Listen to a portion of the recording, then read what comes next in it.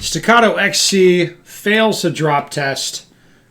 Let's go into some comments because a lot of people were talking about it. I think it's the most popular piece of content I've ever shared on Instagram. And I don't know how that makes me feel. I mean, I put up some good stuff, but apparently this is what people want to watch the most of. All right, so let's go through the comments on the drop test. I think we'll do the most popular comments first. It was probably Staccato calling, says one guy. My phone did go off in the video. I don't think it was them. I don't think Staccato's too happy, though. Unpopular opinion, platforms labeled as duty guns should absolutely be drop safe. I think this is the crux of it, where people say, hey, this is a feature that should be a thing. This is what there should be. If I'm going to carry it, I want it to be drop safe. I mean, that makes sense in my brain, for sure. Yes, and then tons of comments like that. One guy says, I wish I had the Staccato XC dropped on concrete kind of money. It's not really a money thing. You don't need a bunch of money. You just need to be kind of stupid. And to the pistol's credit, even though it will go off if you drop it, check out the muzzle of it. Like, I dropped this thing right on the muzzle, and there's not a scratch on it. So the coating is excellent. I mean, it would be better if it was, maybe it should be better if it was drop safe, but at least the coating's really good. One guy says, no, this can't be. I've invested my entire personality into this gun. Yeah, I guess there's a lot of guys like that. Series 70 style 1911s don't have firing pin blocks there, so they are not drop safe. That is not news. This is true. None of this is news for 1911 people. For that type of inertia firing, you can use lighter titanium firing pin and an extra strength firing pin spring. That won't eliminate the problem, but it will raise the height required for it to fire. Hilton Yam did some testing on this years back. Yeah, that's a physics thing. So you can make it so it's like more drop safe, I suppose. One guy says, Ben bringing controversy everywhere he goes. Yes, you're welcome. Thank you. Currently watching this in a coffee shop with Staccato C2 loaded, hammerback stuffed down the front of me breeches. Life is so exciting living on the edge. It is. It is fun living on the edge, isn't it?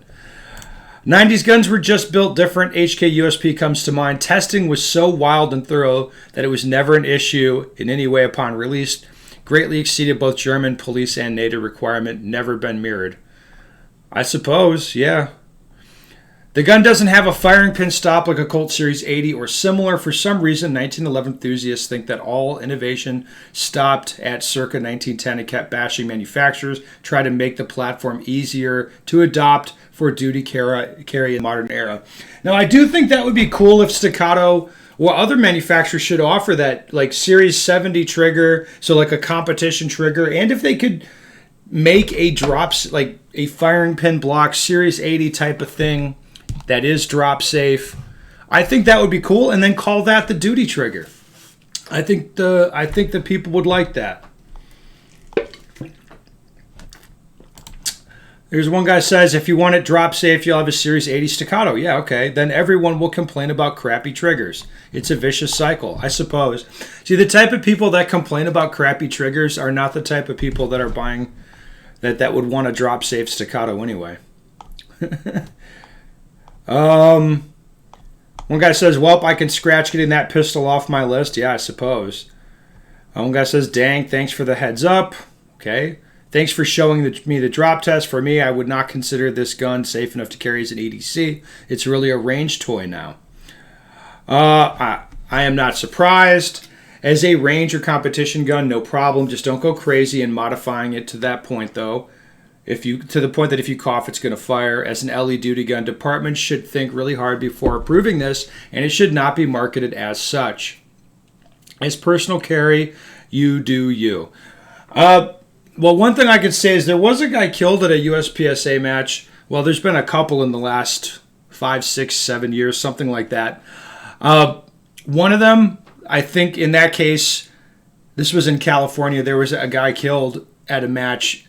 He wasn't killed by somebody participating in the match. It was like an unsafe range construction issue.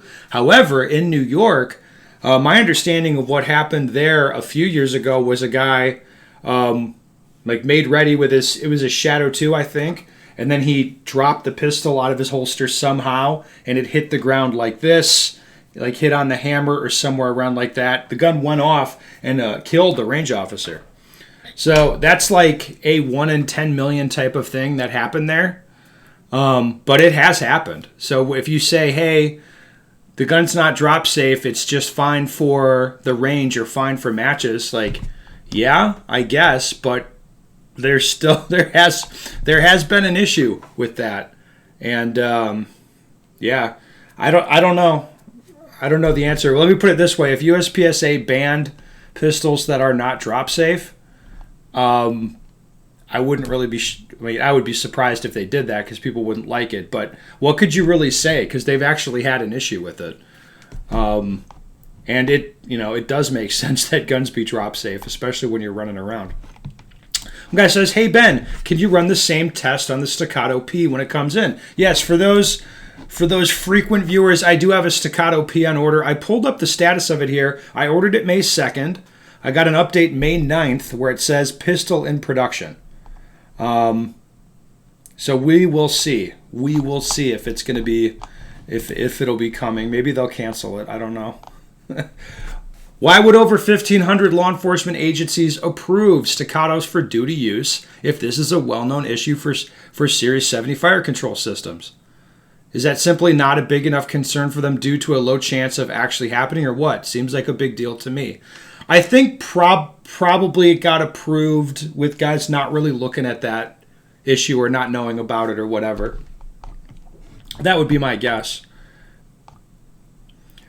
The one guy says the gap between real life equipment and sporting equipment has never been clear. It doesn't matter what the marketing says. Marketing is always BS. Car companies will take a car with an automatic transmission and market it as purpose-built for driving enthusiasts. The marketing will lean towards whichever image is perceived as being cooler. Duty is currently the coolest thing, apparently, so guns that are otherwise obviously designed for shooting cardboard are marketed for duty. Was anyone really surprised by this? Wait until you hear these aren't as reliable as typical duty pistols either. Man, it's rough, but that's facts. Why is everyone saying I'm not surprised as if this is something that was suspected but never known until now? It's a Series 70 gun. There is no firing pin block. It should go off if you drop it hard enough at the right angle. This has been known for over 100 years, but apparently it's been rediscovered. It's like, yeah, okay. How the hell was the thumb safety and grip safety defeated, says one guy. That's not what happened. So, what I did with this is just drop the pistol right on the nose, and the firing pin moved with inertia inside the firing pin channel because there's not a stop on the firing pin to stop it from moving when you aren't depressing the trigger. So that's what a firing pin block is, like this stopper in the firing pin, and I have to pull the trigger to move that. This gun doesn't have that, so it can just move freely if there's some reason that it's going to do that. One guy says, okay, seriously, you're a cop, you want high cap 9mm for duty. Why are you buying a Staccato instead of a Glock? I think it would just be budget. You just have more money. So, anyway, the comments were good. The comments are interesting. I guess I'll do the same thing on the P when I get that one. And then we'll see how that goes. Keep the comments coming, guys.